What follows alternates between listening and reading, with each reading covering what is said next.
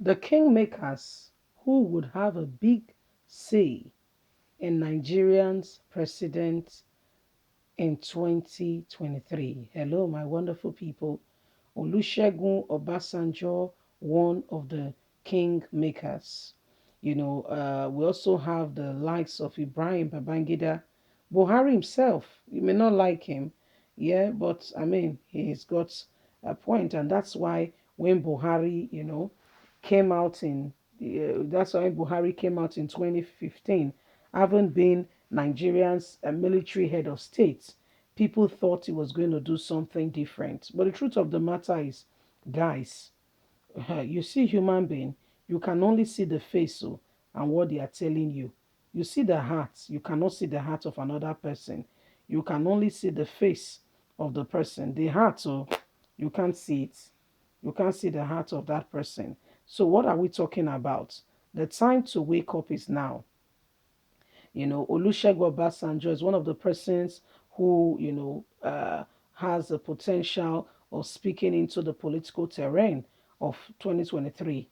And that's why some persons have been going to him for consultations here and there to know his position and to get, not just Olusegun Obasanjo, we have the like of Ibrahim Babangida to get endorsement. Ibrahim Babangida just recently endorsed the vice president of the country, Yemi Osibanjo, which caused a lot of reactions. Please do not forget to give us a thumbs up, like us, share, subscribe. Let's get all the details. The kingmakers who would have a big say in Nigeria's next president come 2023. As the election year 2023 approaches, we consider the men who influence the opinion what will matter most in the emergence of Nigeria's next president and who we calling in this case kingmakers. You will be correct to say these people have influence, especially Chief Olusegun Obasanjo. First is the former president of Nigeria. Obasanjo was the nation's military head of state from 1976 to 1979. He later led the nation as a civilian president, now two tenure going on from 19 now two tenure from 1999 to 2007. As the military head of state, he was instrumental to the emergence of his successor, Alhaji Shehu Shagari. As a civilian president, he single-handedly picked the late Musa Umaru Yar'Adua as his successor in 2007 at the expiration of his tenure. He equally handpicked Goodluck Ebele Jonathan as Yar'Adua's running mate. Then Jonathan took over from Maru Musa Yar'Adua when he died. Obasanjo supported Jonathan's bid for the president in 2011 and Jonathan won. However, sometime into Jonathan's first tenure in office, some things went wrong between the two men and Obasanjo withdrew his support for the administration. This marked the beginning of the downfall of that administration. The relationship between both men degenerated to the point where Obasanjo, in his characteristic fashion, pinned down a scattered open letter to Jonathan. In the letter, he accused Jonathan of having drawn up a hit list of people to eliminate, which included him. From that time on, discrepancies in political prejudice knew that it would take a miracle for Jonathan to get a second tenure after Obasanjo withdrew his support. At the height of the sabotage between both men as it escalated, Obasanjo officially denounced his membership of the People Democratic Party by publicly tearing his membership card. He then threw his weight behind the then opposition APC and its presidential candidate, President Muhammadu Buhari, and the rest, like they say, is history. Ibrahim Balamusi Babangida a few days ago endorsed the vice president to contest for presidency and assured that he will give his all because he feels very strongly that he's a good man.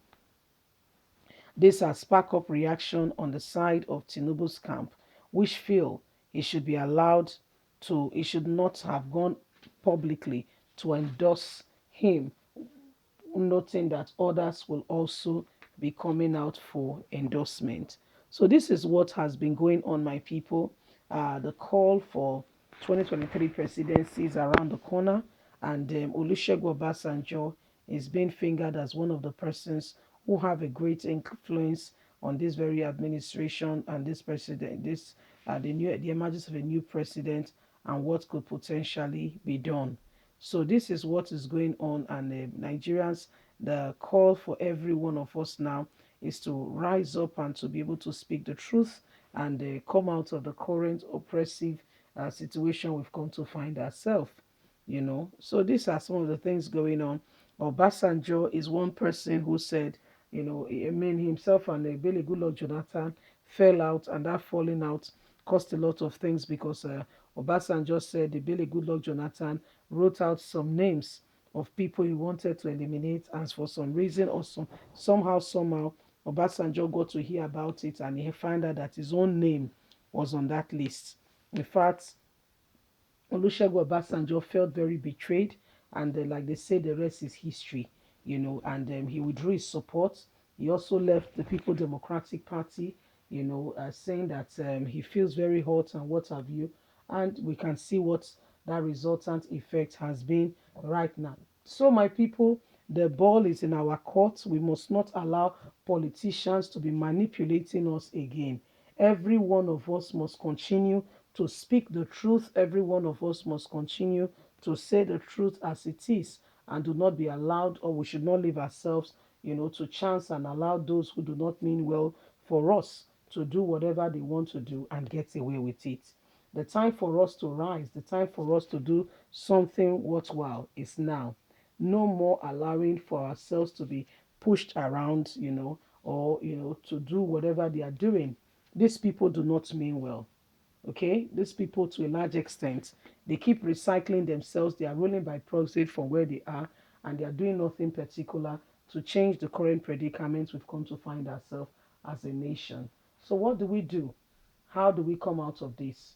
Everybody, every one of us must continue to speak out, and we must not allow oppression as it is to continue to go on. The time to rise is now. Leave us a comment. God bless. Bye for now.